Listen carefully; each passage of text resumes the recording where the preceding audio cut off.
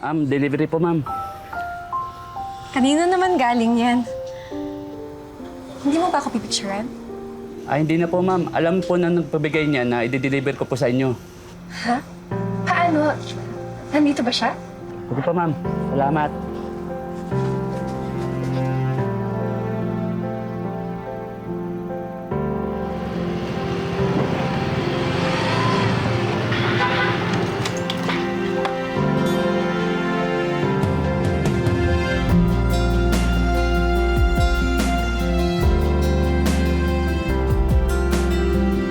Ikaw? Sa'yo galing to? Yung tsokolate, yung mga bulaklak, galing din ba sa'yo yun? Sana nagustuhan mo. Ba't mo naman ako bibigyan nun? Wala lang. Deserve mo kasi. Pero buti ka nga, no? Kasama pa rin nanay mo. At least may nag-aalaga sa'yo. Ako kasi, maliit pa lang ako namatay na nanay ko eh. Tandaan ko noon, nagkaroon siya ng malubhang sakit. Makalipas ng ilang taon, nag-asawa na ulit tatay ko. Kaya mula noon, kay kuya na ako tumira. Siya na rin nagpaaral sa akin mula high school hanggang college. Pero siyempre may pamilya na yun eh. Hindi na niya kinaya na supportahan ako sa pag-aaral ko. Kaya huminto ako sa pag-aaral. Ito, nagtatrabaho. Delivery boy pa rin hanggang ngayon. Alam mo, kahit di ako nakatapos ng pag-aaral, ang importante, sipag, tiyaga, diskarte, at higit sa lahat, pagtitiwala sa Diyos na hinding-hindi niya ako kaya pabayaan.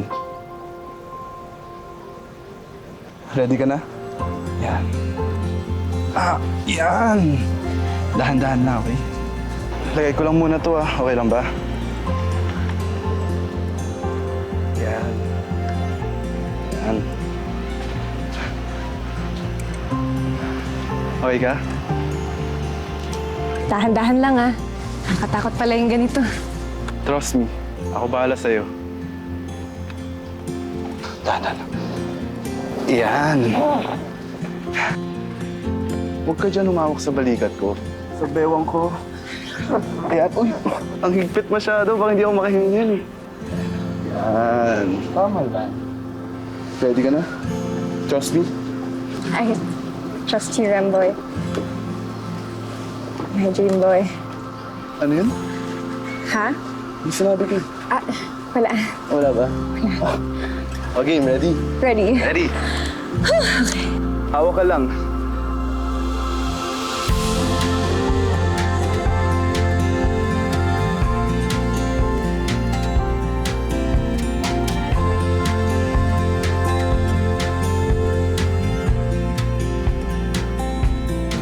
Tara.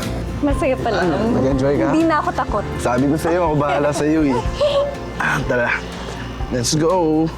Dahan-dahan. Ako bahala. Ang hagdan. Dahan-dahan. Okay ka? Okay. Kaya? Dahan-dahan lang. Yan. Mag-usap nga tayo. Anak, tapatin mo ko. Kayo na ba ni Remboy? Hindi po, Nay. Hindi pa. Nawala lang ako saglit.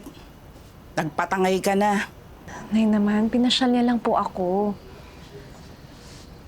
Pinagdaanan ko na yan. Hindi ka na nga makalakad eh. Sumama ka pa? Papaano kung may nangyari sa inyong dalawa na hindi maganda? Papaano kung na-aksidente kayo? Magtiwala naman ho kayo sa akin, Nay. Sa'yo may tiwala ako. Pero diyan kay Remboy, ewan ko. Pakinggan niyo lang po ako, Nay. Oo, dati naranasan ko naman yung mga crush-crush na yan, pero ewan ko, iba na po yung nararamdaman ko eh.